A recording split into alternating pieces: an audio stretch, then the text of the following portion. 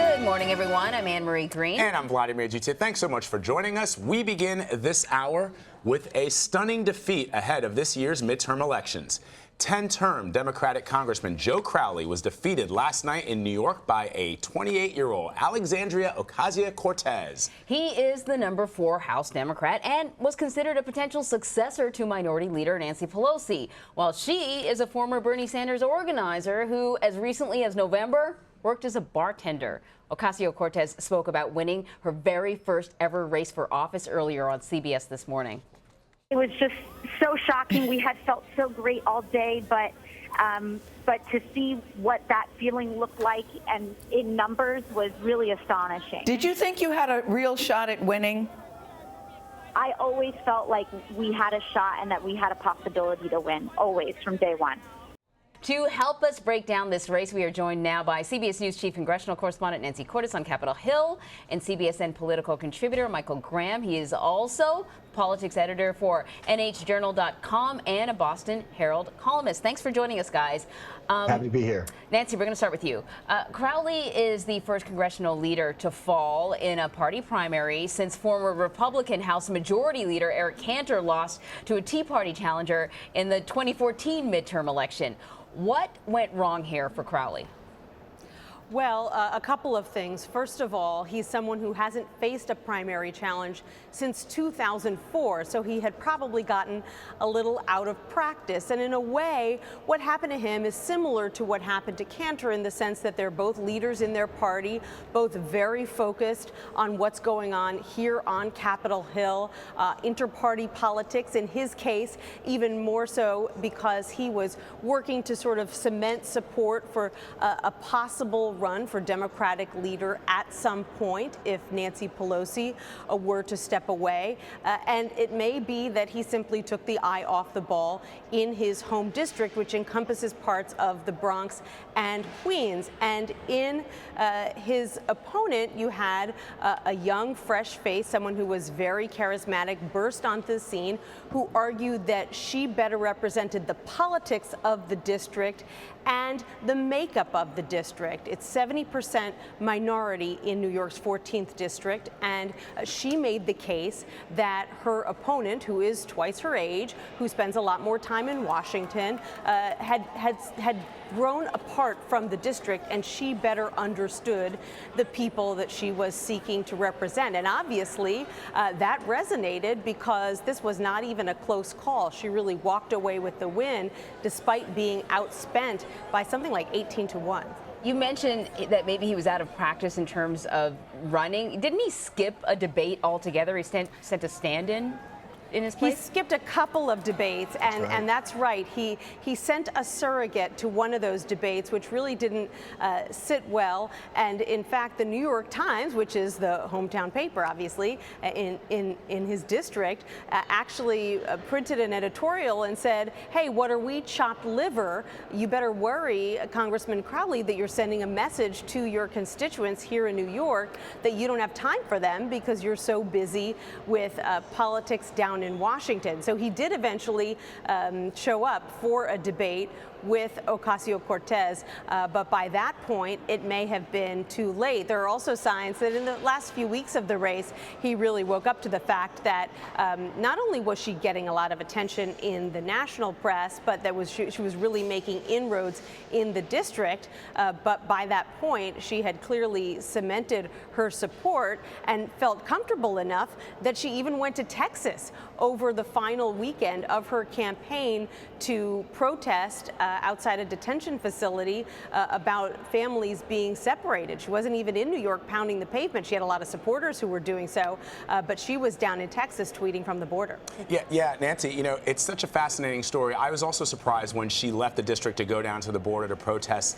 what was happening to separated families. And she had even called ICE a fascist organization. Now, Crowley tried to sort of, ride the coattails of that, but he wouldn't call for the abolition of ICE, and she did. She's such a fascinating individual. What more do we know about her other than the fact that she sort of really came out of nowhere? Well, she identifies as a Democratic socialist. Her platform in this campaign included Medicare for all, included free public college for all. If it sounds a lot like the Bernie Sanders platform, that's because she is a former organizer for Bernie Sanders. She's someone who has been engaged in grassroots organizing for a while, ever since she graduated from Boston University with, I believe, a double major in economics and international relations. She actually worked for the late Senator Ted Kennedy when she was still in college. So she's someone who is familiar with politics, but at the same time continued to work as a bartender until as recently as last November to help pay back her student loans and support her family, which is something that probably a lot of the working class voters in her district could relate to. And she made a big case in her campaign for the notion that those working class New Yorkers were getting left behind by what New York has become. And as much as we talk about these big national issues, she also ran a race that was very focused on her district and probably reflected the frustrations of a lot of people in her district. And it may be that she voiced those frustrations in a more full-throated manner than Crowley has been voicing recently, especially because he's been somewhat bogged down with the responsibilities of being the chair of the Democratic Party in the House, managing a caucus that is always unruly, always has a lot of interest, especially right now when you've got a lot of younger Democrats, not that dissimilar from Ocasio-Cortez, who are frustrated, who feel like power is entrenched at the top of the Democratic Party in the House by these veteran lawmakers who don't seem to have any plan to go anywhere, and are therefore, some of these younger members feel basically keeping them from being able to move up the ladder. Well, now suddenly there is a big vacuum in the power structure, because we know that Crowley, the number 4 Democrat, will be departing at the end of his term. So, Michael, we haven't forgotten about you. Michael, you remember after the 2016 election, right, when the Democratic Party started to look at what went wrong with the Clinton campaign, one of the things that came up was that perhaps Hillary Clinton was too much of an establishment candidate in a time when people were looking for a disruptor. So now we have Crowley, another candidate, you know, been in that seat 10 election cycles, right? Definitely backed by the party and unseated by a newbie. Is it possible that getting the backing of the establishment doesn't even matter anymore? Possible? Here's my message to all the establishment white guy Democrats who are incumbents right now. If your name ain't Sanders, run. You're in trouble. Mike Capuano in Massachusetts running against Ayanna Pressley, who just came out for abolishing ICE this week, a position that just a month ago would have sounded crazy and extreme. Mike, run. So you don't mean run for office. You mean run out of here. Run away. Run away. Run away. Run. Go. Get to work, because it's going to be tough. I think that this is confirmation that we are living in, it's Trump's world. We're all living in it. If you wanted to cast a vote against Donald Trump in New York yesterday, you didn't vote for Joe Crowley, one of the establishment guys who's not pushing impeachment. You voted for the woman who, as you mentioned, went to why go to the border for a local congressional election? I'll tell you why. Because people are a lot more excited about fighting Trump over the border than they are about potholes and, their local schools right now. We're in a nationalized political environment. She was the best bellwether candidate in that environment, and it paid off. And you're going to see this play out again and again. In New Hampshire, you have a very liberal Congresswoman, Carol Shea Porter, who's retiring. There are 11 Democrats running for her seat. So far, all the attention's been on a couple of the more moderate establishment ones, kind of middle of the road. I'm telling you, Levy Sanders is in that race. They need to be those are the kind of candidates who are going to be getting the attention in this environment. The question is, in swing districts, not in New York. I mean, she's the walk-in nominee. No Republican's going to challenge. Not in Massachusetts. You're not going to elect a Republican in Massachusetts. But in swing districts in places like New Hampshire, Indiana, Missouri, is the person who excites the base with their let's get Trump, shut down ICE candidacy, how is that going to play in November in a general election? That, to me, is the really interesting question. And another one, Nancy, is money. Crowley outspent his opponent 18 to 1 in this race. Let's listen to what Ocasio-Cortez had to say about that when she spoke to our own Tanya Rivero on CBSN. Take a listen. Our campaign has organized over 16,000 individual contributions, averaging $17 apiece.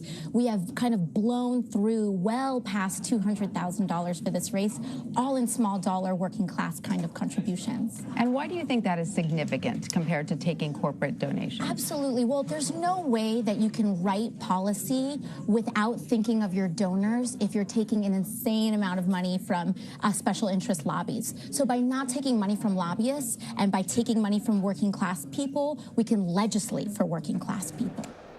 All right, Nancy, this is a similar strategy that was both employed by Barack Obama when he was running and Senator Bernie Sanders. Explain to our audience why this strategy was so successful in this specific race. Well, I think that, energy certainly can trump money, particularly in a race like this one, where Ocasio-Cortez clearly mobilized a large group of supporters who fanned out across the district and went to bat for her. Crowley is well liked in the 14th district. He's got a lot of fans, so it's not like he's someone who was on the outs. There's a reason why he hasn't had a primary challenger since 2004. He was viewed as very formidable and as someone who, by and large, was looking out for the interests of the district. But he had probably gotten complacent. His supporters had probably gotten complacent. And so in comes someone with a lot of energy, a lot of momentum, someone who gets a lot of national attention for her, for her platform, for her charisma, and she was able to find an opening. What this says for the larger direction of the Democratic Party is difficult to say. Look, there were a number of other Democratic incumbents in New York and elsewhere who had tough primaries last night, and they all squeaked through. In fact, Crowley is the first Democratic House incumbent to be defeated in a primary this year. Republicans cannot say the same. So, there are going to be some who sit up and say, whoa, we need to think about what this means about where the energy is in our party, where we need to be going in November. And there will be others who say, look, this was one race. Yes, it was a seismic race, and it has major implications for the party's power structure here on Capitol Hill. But it was a unique set of circumstances, and it's hard to draw major conclusions from this race that you can apply to, the political winds blowing across the country. Okay, so I completely disagree. You could. I completely disagree. I think that you can see the wind coming. It's right in front of you. I mean, Mark Sanford. Is the wind blowing left? The wind is blowing out. In other words, Mark Sanford was a solid conservative. Joe Crowley was he wasn't just a Democrat. He wasn't like a squish like the old style, Southern Blue Dogs. He was a solid liberal Democrat. They both lost because the wind is blowing out, away from not just the establishment, but away from the center.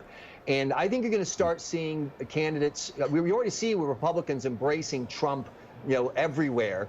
Even Mitt Romney has found some ways to find some space within himself and Trump. And you're going to see Democrats. I think notions that seemed kind of off the table in the past, for example, running on impeachment, you're going to see more Democrats do that. Abolishing ICE, more Democrats are going to do that. The wind is blowing away from the center. So then the question is, Michael, for you, some people have, and I know, Nancy, you said this is the first incumbent, really, to lose his seat on the Democratic side in a primary, but some people have suggested that there's sort of echoes of what happened with the Republican Party and the Tree Party, the rise of the Tree Party, that mainstream Republicans were then kind of forced to take more conservative points of view. And do you see that happening with the Democrats, that they're going to have to, mainstream Democrats are going to have to lean further left? Yeah, I think so. And this gets back to, so what about November? If the nation is in the mood to throw out Trump, to punish Trump, if they're just sick of Trump, then last night was a good night for Democrats. But if people are in a different mood, if Trump can keep his numbers, his approval rating around 44, 45%, if people don't really like him, but they don't want to spend the next 2 years fighting, they don't want to have impeachment, then it's not such a good night. And I also think it's interesting on the Republican side. Down in South Carolina, Henry McMaster won a race where if you'd asked me, and I used to run campaigns in South Carolina a month ago, I'd say, nah, it's going to be tough. Trump was able to lift up a not particularly enthusiasm-inspiring candidate. In the 4th district in South Carolina, you had a red meat fire Trump guy who would have been more problematic in November lose that special election to the more establishment guy. Republicans, going back to West Virginia and Don Blankenship, remember the guy who hated McConnell? They've done a pretty good job of nominating the less fringy, shall we say, nominees, while I think Democrats are moving the other way. So it's all going to come down to, if you are mad at Trump, Democrats are going to have a great menu for you in November. If you're kind of like, they could theoretically lose some swing districts by going a little too far with the anti-Trump, get rid of ICE rhetoric. All very interesting. We're watching closely. Nancy Cordes, Michael Graham, thank you so much, guys. It's my pleasure.